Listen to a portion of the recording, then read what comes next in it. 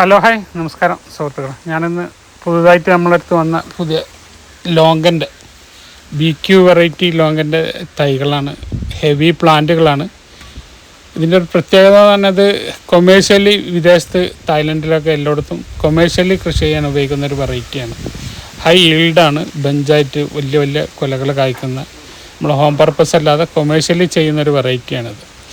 അപ്പം അതിൻ്റെ ഒരു പ്രശ്നം എന്ന് പറഞ്ഞാൽ നമ്മൾ എപ്പോഴാണോ നമുക്ക് ഫ്രൂട്ട് ഉണ്ടാവേണ്ടത് ആ ടൈമിൽ സോഡിയം ഹൈപ്രോക്ലോറേറ്റ് കൊടുത്ത് അതിനെ പ്രഷർ ചെയ്തിട്ടാണ് അത് നമ്മൾ കായ്പ്പിക്കൽ.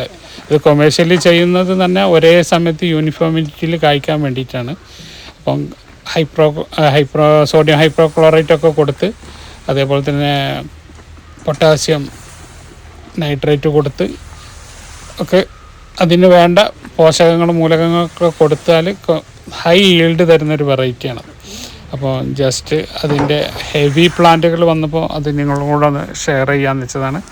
കുറേയൊക്കെ ഫ്ലവർ ചെയ്തുകൊണ്ട് ഇരിക്കുന്നുണ്ട്, കുറേ ഫ്ലവർ ചെയ്യാനുണ്ട്. അപ്പോൾ ഓൾറെഡി ഇത് നമ്മൾ കൊടുത്തതാണ്. കെമിക്കൽ എന്ന് പറഞ്ഞാൽ സൊല്യൂഷൻ അറിയാമല്ലോ, ക്ലീനിങ് സൊല്യൂഷനാണ് ഈ സോഡിയം ഹൈപ്രോക്ലോറേറ്റ് എന്ന് പറഞ്ഞത്. നമ്മൾ ക്ലോറക്സ് ഒക്കെ പോലെ തന്നെ നമ്മൾ നല്ല ഫ്ലോറുകളൊക്കെ ക്ലീൻ ചെയ്യാൻ ഉപയോഗിക്കുന്ന ഒരു ലിക്വിഡാണ്, സോപ്പാണ്.